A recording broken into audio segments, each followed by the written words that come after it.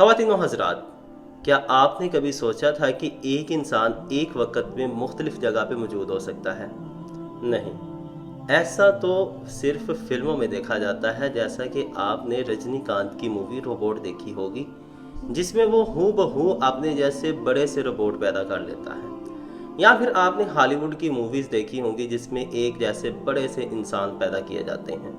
एक जैसे जानदारों को पैदा करने के तरीकाकार को क्लोनिंग कहा जाता है, और ये अब जदीद टेक्नोलॉजी में मुमकिन भी है। क्लोनिंग के अमल से हम एक जैसे बहुत से जानदार जैसे कि गाय, भैंस, बकरा, बकरी, ज़राफ़ा, हत्ता कि हम अपनी पसंद की किसी हीरोइन या हीरो या अपनी पसंद के किसी और इंसान की प्रोडक्शन भी करवा सकते हैं। क्लोनिंग के अमल को कैसे किया जाता है? क्या यहूदी क्लोनिंग के अमल को दज्जाली फितना के लिए इस्तेमाल कर रहे हैं, या फिर क्लोनिंग के अमल को इंसानियत के फ़ायदे के लिए इस्तेमाल किया जा रहा है? इंसानों की क्लोनिंग पे पाबंदी क्यों लगाई गई है?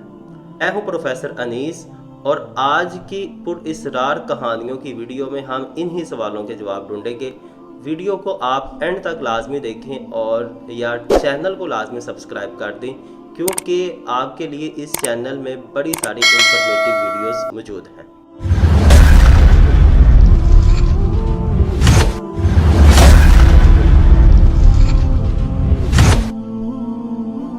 ख़वातीन हज़रात, क्लोनिंग के अमल को करने के लिए हमें अपने डिज़ायर करैक्टर, मिसाल के तौर पे हम जिस किसी जानदार या इंसान की क्लोनिंग करना चाहते हैं, हमें उसकी बॉडी के एक सेल की ज़रूरत होती है। मिसाल के तौर पे आप किसी बॉलीवुड अदाकारा या हॉलीवुड अदाकारा या फिर अपने किसी पसंदीदा हीरो की क्लोनिंग करना चाहते हैं, या फिर अपने किसी पसंदीदा जानदार की क्लोनिंग करना चाहते हैं, तो आपको उसके बॉडी के एक सेल की ज़रूरत होगी। अब हम क्या करेंगे, हम उस एक सेल को लेने के बाद उसके न्यूक्लियस को निकाल देंगे, क्योंकि न्यूक्लियस के अंदर बॉडी की सारी इंफॉर्मेशन मौजूद होती है। इसके अलावा हमें उसी स्पीशी के, मिसाल के तौर पे अगर हम ह्यूमन की क्लोनिंग कर रहे हैं, तो हमें किसी ऐसी ह्यूमन फीमेल की ज़रूरत होगी जिसकी बॉडी के अंदर ज़ाइगोट बन चुका होगा। ज़ाइगोट एग और स्पर्म, मतलब कि जब दो ह्यूमन या दो जानदार आपस में जिनसी तौलीद करते हैं, रिप्रोडक्शन करते हैं, यानी कि सेक्सुअल रिप्रोडक्शन करते हैं, उसके नतीजे में फीमेल की बॉडी में ज़ाइगोट बनता है। तो हमें उस ज़ाइगोट सेल की ज़रूरत होगी, हम उस ज़ाइगोट सेल को भी बाहर निकाल लेंगे। अब हम क्या करेंगे, उस ज़ाइगोट सेल के न्यूक्लियस को हम बाहर निकाल लेंगे, और ये प्रोसेस जो है वो डिफरेंट वेव्स को गुजारने से किया जाता है। इसके बाद हम अपने डिज़ायर करैक्टर का जो हमने पहले न्यूक्लियस निकाला हुआ है, उस न्यूक्लियस को हम ज़ाइगोट के न्यूक्लियस को निकालने के बाद हम वहाँ पे लगा देंगे। अब इस सेल को हम दोबारा से फिर जो फीमेल है उसकी बॉडी में यानी कि उसके जो कॉमन वोम है उसमें हम रख देंगे।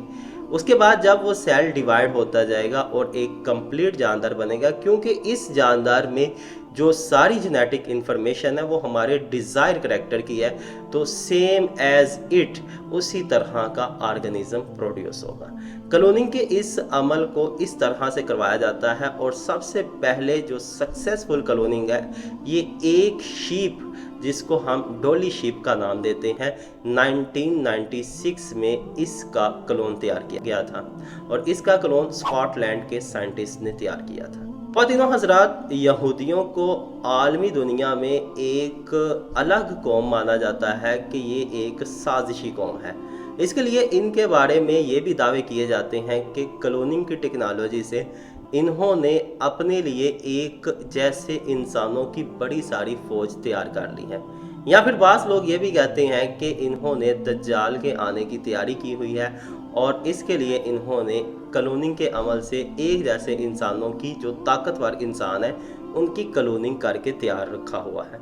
खैर, बातें जो भी हों, हम इसकी डीप गहराई में नहीं जा सकते, क्योंकि हमें इसके बारे में ज़्यादा इन्फॉर्मेशन, मैंने बहुत ज़्यादा रिसर्च की है, बहुत ज़्यादा इन्फॉर्मेशन इसके बारे में नहीं है। हकीकी तौर पे हम जिस बात को जानते हैं वो बात ये है कि साइंटिस्ट क्लोनिंग के अमल को इंसानियत के बेशुमार फ़ायदों के लिए इस्तेमाल कर रहे हैं, जैसा कि بہت سے جاندار جن کے اندر خاص قسم کی خصوصیات ہوتی ہیں، مثال کے طور پہ کوئی شیپ ہے یا پھر کوئی بھینس ہے جو بہت زیادہ دودھ دیتی ہے، تو ہم اس طرح کی بہت ساری دوسری بھینسیں پروڈیوس کر سکتے ہیں۔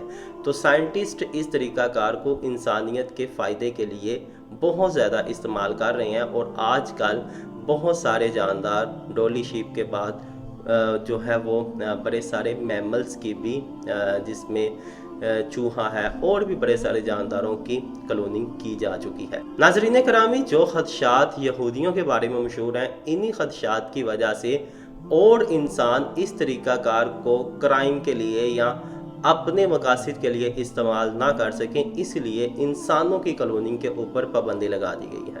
یا پھر بعض لوگ یہ بھی کہتے ہیں کہ ڈولی شیپ جس کی کلوننگ کی گئی تھی وہ شیپ 3 سال بعد مر چکی تھی، اس لیے انسانوں کی کلوننگ کے اوپر پابندی لگائی گئی ہے۔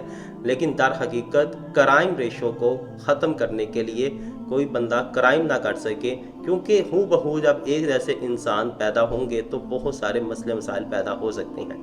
اس لیے کلوننگ کے عمل کو انسانیت کے لیے یعنی کہ انسانوں کے لیے استعمال نہیں کیا جاتا۔ انسانوں کی کلوننگ کے اوپر انٹرنیشنل طور پہ پابندی عائد کر دی گئی ہے۔ انہی الفاظ کے ساتھ اپنے ہوسٹ پروفیسر انیس تبسم کو اجازت دیجیے اور چینل کو لازمی سبسکرائب کر دیں۔ اللہ حافظ۔